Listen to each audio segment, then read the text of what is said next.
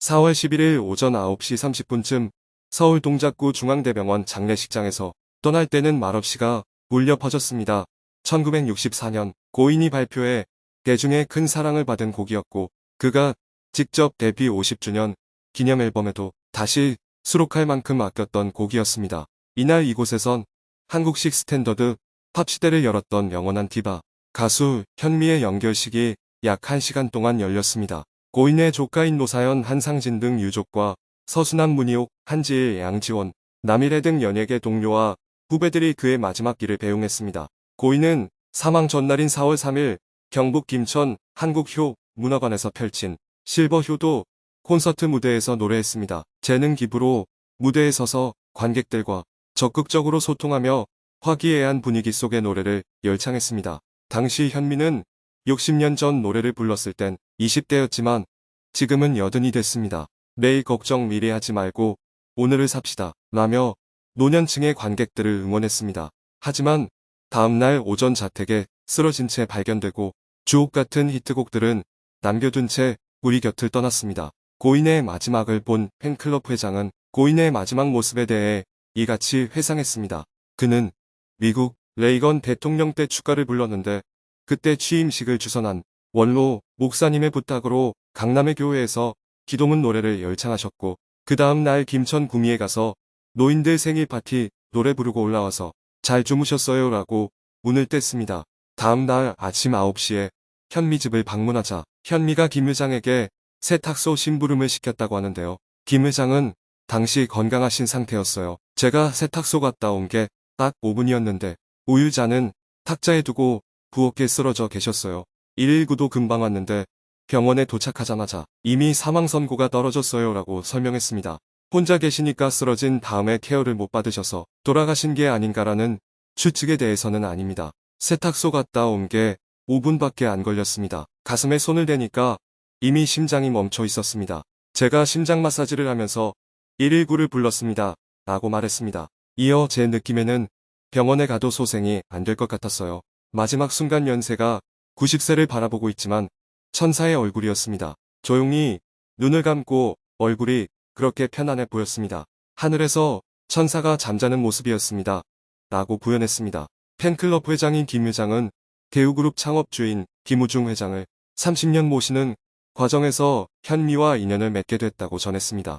현미가 어려운 상황에 처하자 생전 김우중 회장이 현미 선생님을 잘 돌봐라라고 지시한 것인데요. 이후 김우중 회장이 세상을 떠나고 김 회장과 만난 현미는 당시 사기당해 집도 재산도 없는 상황이었다고 합니다. 주변에 빚도 많았는데 무려 동부 이촌동에 있는 아파트 한 채 값 정도였다고 합니다. 또 현미는 2년 전 다리뼈 8개가 부러지는 사고를 당했는데 이때 보증 설 사람이 없어 응급실에서 10시간을 기다렸다는 이야기도 전했습니다. 현미의 연락을 받고 대전에서 택시 타고 갔다고 밝힌 김 회장은 아무도 없이 붕대 감고 침대에 누워 계셨어요. 제가 보증 섰어요. 치료비가 2천만 원 이상 나올 거라고 했어요. 의료보험이 없어서 병원에서도 입원을 안 시켰습니다. 이후 팬클럽 회장 겸 일상관리 매니저 역할도 해주면서 지냈습니다라고 했습니다. 현미는 김 회장의 케어로 방송 활동한 돈으로 빚도 갚으며 지장 없이 살았습니다. 김 회장은 현미 선생님이 생전 내가 밥은 못 먹더라도 지인들한테 빌린 돈은 무조건 갚아야 한다고 하시면서 빚을 다 갚았습니다. 라고 말했습니다. 또한 김 회장은 현미 선생님은 노래밖에 모르셨어요.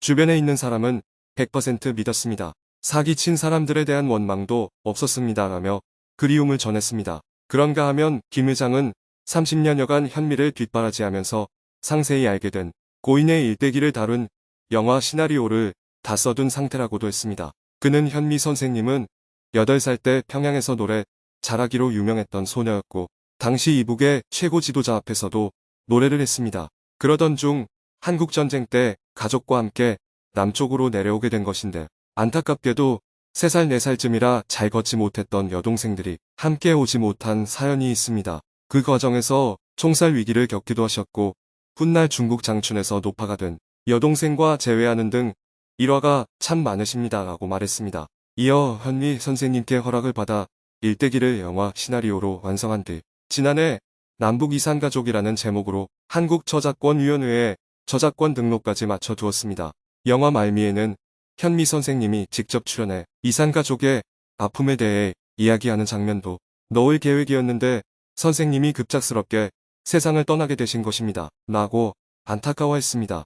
아울러 그는 비록 돌아가셨지만 추후 기회가 된다면 남북 이산가족의 상징과도 같으신 현미 선생님의 일대기를 다룬 의미 깊은 영화 제작을 다시 추진해보고 싶습니다. 유족들과도 영화와 관련한 이야기를 나누는 중입니다. 대한가수협회장으로 엄수된 영결식은 고인의 종교에 따라 기독교식으로 진행됐습니다. 사회는 코미디언 이용식이 맡았고 조카인 배우 한상진 가수 노사연 등을 비롯해 가요계 인사들이 고인의 마지막 길을 대웅했습니다. 사회를 맡은 이용식은 바로 이 자리에 온 국민이 많은 분들이 슬픔 속에 바로 오늘의 현미 누님과 작별하기 위해 누님께서 평소 사랑해주시고 아껴주시는 동료 후배 일가 친척 모두 이 자리에 모셔서 슬픔 속의 영결식을 진행합니다. 많은 분들이 현미 누님의 90세 졸수연, 100세 상수연을 마음속으로 기대하고 있었지만 안타깝게 영결식을 진행하게 됐습니다라고 안타까운 마음을 숨기지 못했습니다. 이어 현미 선배님의 데뷔 70주년 콘서트는 하늘나라에서 송해 선생님이 사회를 보고 천국 콘서트가 되지 않을까 생각합니다. 꼭 천국에서 이루어지길 바랍니다라고 말하기도 했습니다. 또한 이용식은 지금 이 시간에도 큰 목소리로 용식아 빨리 하고 밥 먹자 소리치실 것 같습니다.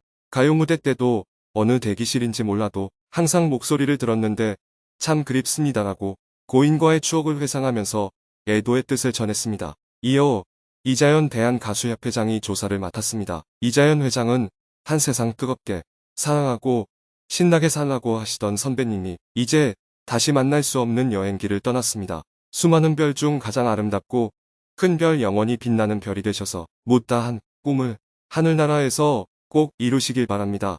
라고 조사를 낭독했습니다. 박상민 대한가수협회 이사와 가수 알리가 추도사를 낭독했습니다. 조가는 고인의 히트곡 중 하나인 떠날 때는 말없이로 불러졌습니다. 1964년 개봉한 신성일 엄앵란 주연의 영화 떠날 때는 말없이 주제곡으로 크게 히트했습니다. 원곡에선 현미의 애절한 목소리, 애수가 깃든 이봉조의 색소폰 소리로 심금을 울렸습니다. 조가가 영결식장을 채운 이후 가수 노사연, 배우 한상진 등 유가족이 분양 헌화했고 장례위원장인 가수 서수남과 협회 이사진 등의 헌화가 이어졌습니다. 고인의 큰아들 이영곤 씨는 엄마 미안해, 잘 가야 해. 엄마라며 오열해 영결식장엔 아직 고인을 보내기 힘든 유족과 지인들의 울음소리로 가득 찼습니다. 이후 한상진이 가장 앞장서서 고인의 영정을 든 채 운구 행렬을 이끌었습니다. 뒤이어 현미두 아들이 행렬의 앞을 지켰고 또 다른 조카인 노사연과 노사봉도 행렬에 함께했습니다. 고인의 운구는 가수 김수찬, 박상민, 양지원 등이 함께 힘을 더했습니다. 세차게 내리는 비바람 속에서 치러진 발인을 지켜보는 이들 역시 눈물을 쏟아냈습니다. 그 가운데 한상진은 영정을 끌어안은 채 눈물과 함께 애통한 마음을 엿보여 보는 이들까지 먹먹하게 만들었습니다. 한상진은 앞서 우리 이모와 가족을 위해 기도해주세요. 우리 이모들은 가족의 위대한 에너지이자 시작이었습니다. 내가 연기하는 걸 가장 자랑스럽게 생각해 주셨던 나의 이모님들. 이제는 두 분 다 하늘에 계시지만 먼저 하늘에 가신 가족들과 행복하실 거라 기도합니다. 사랑합니다 등의 글을 남기며 고인을 향한 절절한 그리움을 표현했습니다. 눈물 속 마지막 내용이 끝났고 고인은 아들들이 지내는 미국에서 영면에 듭니다. 천상의 무대에 올라 영원히 빛나길 바라며 모든 걱정과 아픔은 이곳에 두고 그곳에서 편히 쉬시길 바라겠습니다.